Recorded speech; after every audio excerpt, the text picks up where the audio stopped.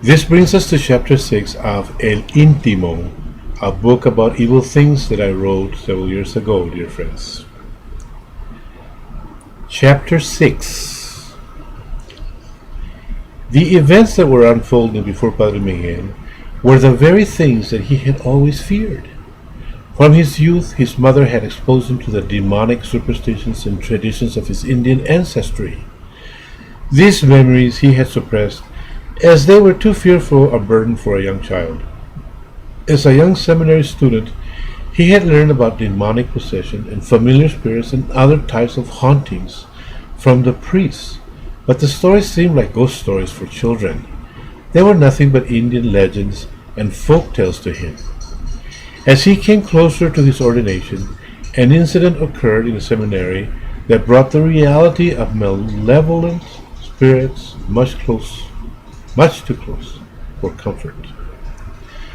3 sisters of the surrounding village had brought to the seminary for a purging of some kind, had been brought to the seminary for a purging of some kind, and the priests that had attended these events were deeply wounded, and one had even died. It seems that the sisters had been practicing some sort of witchcraft, and in the process they had turned on each other. The havoc they had unleashed had overflowed into the community, and the villagers had bound and gagged the women and brought them to the seminary. Towards the end of the exorcism, one of the sisters had gone berserk and attacked the priest that was praying over her. Before anyone could stop her, she stabbed the priest with a piece of metal she had torn off the bed that she was strapped onto. She turned on herself and managed to sever an artery in her neck and bled to death. The badly wounded priest died several days later. The other sister broke her bonds, and before she could be restrained, repeatedly smashed her head into the walls of the room where the exorcism was taking place until she was unconscious. She never woke up from the injuries she sustained, and several days later she also died. The last sister became insane during the exorcism and never recovered. The exorcism left the small religious community badly shaken and disturbed. The priest who survived the exorcism was never able to resume his priestly duties, and several years later claimed that the spirits inhabiting the sisters constantly haunted him until one day he too died. After that event, the bishop appointed Padre Jose Maria, an old and experienced priest, as the only one authorized to attend to these matters, and only after extended consultations with him and the older priests in the seminary. Padre Jose Maria was a very scholarly man, and he studied the records of the exorcism for several years. After consulting with priests from the cathedral in Mexico City, he deduced that the reason that the exorcism failed was because the priests performing the exorcism became personally involved with the demons and by their own authority attempted the expulsions. This finding was then carefully examined and taught to all the priests in the seminary. The priests then took great pains to ensure that they were very careful when addressing the evil spirits. They always did so in the name and authority of the church or in the name of Jesus Christ, never in their own name or by their authority as priests. In the exorcisms that followed over the years, none violated this cardinal rule, and all the exorcisms were successful. Padre Jose Maria was one of Padre Miguel's teachers, and he carefully prepared him for the day that he too would have to face that ancient enemy of mankind, the evil spirit Satanas. It was with him that Padre Miguel was able to recall the events of his youth and put them in the proper perspective so he could live with his memories. Padre Miguel rose from his chair and paced slowly around the room for a few moments. He carefully considered the warnings of Padre Jose Maria and how he must now instruct Claire against the day that she would have to deal with the unfinished business of what he considered to be a failed exorcism. He knew that it would be doubly difficult, as despite all that she had witnessed, she still did not believe that possession by satanic forces was possible. He decided to tell her his story. When I was a very young priest, I was assigned to Casas Blancas by my bishop. He thought that I would be very good here because, like the people in the village, I too came from a poor and humble beginning. My father was a tiller of the earth and a man of few words. When he spoke, he always invoked God's name and thanked God for everything that came his way, good or bad. My mother was the same as all the mothers that you see here in Casablancas. She was obedient and spoke only when spoken to, and only did the will of her husband, my father. She took good care of our little family and was very self-sacrificing, never taking anything for herself. Every night, after all her chores were done, we gathered around the fireplace and she told us stories about our people. Through her many stories, she taught us to pray and to love God. Later, as I studied to become a priest, I realized that she had been very wise. Even though she was fiercely and devoutly Catholic, there was always a hidden and unquenchable desire in her to consult with soothsayers or brujos about day-to-day matters. I remember many times that my father would rail against my mother for consulting with these charlatans. I remember her dark eyes glittering in the shadows, and she received his scoldings without comment. When he would finish his admonitions, she would promise him shamefacedly that she would stop. But in reality, she was only telling him what he wanted to hear. As much as she wanted to obey him, she could not. As I think about this today, I can only guess that it was an inherent desire deeply rooted in her Indian ancestry. This tendency in her caused my father many heartbreaks, as invariably she would follow the advice of those witch doctors and bring tragedy to the family. One day her sister came to our house and told my mother about a new parlor trick she had learned from one of the villagers that consulted with a bruja that lived at the edge of the village. It was a game similar to the one that is played in the United States, called a Ouija board, only it's done with a small table. What was required was a small wooden table that was constructed without any nails or metals of any kind. The object of the game was to get the table somehow animated with a vagante, a wandering spirit. Once the vagante was captured, it would be made to answer questions from the players. To them, this did not seem so impossible, as in their experience there was an abundance of vagantes in the ether. These were spirits of once living people who had died without preparation for death, or who had left some chore undone when they died. In their desire to return to life or finish their undone tasks, they had refused their opportunity to enter the great beyond, and now they were trapped and earthbound. The way the vagante was captured was that all the players would gather around the table and place their hands on the tabletop, with the objective of heating the table with their body heat. As they heated the table, they would chant incantations, exhorting whatever vacante happened to be around to enter into the table and animate it. If they were successful in summoning a vagante, the table would start to tremble and slide around on its own. The first time they managed this test, they became so frightened they fled the scene, casting the table away from them as they ran. Then, seeing that no harm had come to them, they would regain their courage and try again. Having overcome their initial fright, the players would then take turns in asking questions. Usually the table would be instructed in how each should respond to the questions. For example, a spontaneous tilting followed by a loud tap would signify a negative response. 2 taps would indicate a positive response. The trick seemed to be then to formulate the questions in such a way as to get only yes or no answers. My mother and my aunt were fascinated with the game, and they actually thought that the table was animated. The first few times that they played the game, they asked simple questions about the identity of the vagante, whether spirit was good or bad, when it had died, the weather, or about a lost object or some other such harmless details.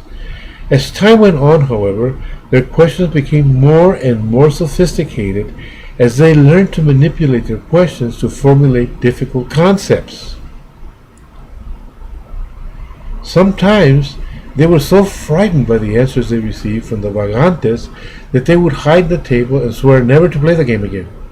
During those times, my mother would light candles and build roaring fires in the fireplace to illuminate the house day and night.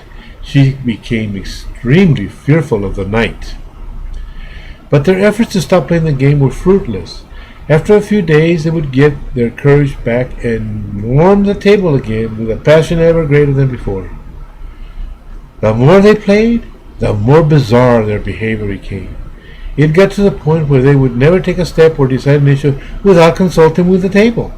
Even the most simple of decisions could not be reached without a consultation. Should tortillas be made today? Will it rain? Should the house be cleaned? Should a person relieve themselves in the morning or in the evening? Should they wear this or that article of clothing? Literally, every decision was decided by the table.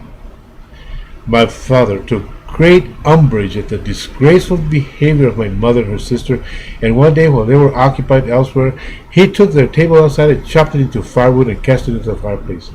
When the women returned and discovered his imprecation, they wailed and lamented for days, mourning the loss of the table. But it did not last. From some hidden corner, my aunt found another table, and soon they were back to their gruesome game.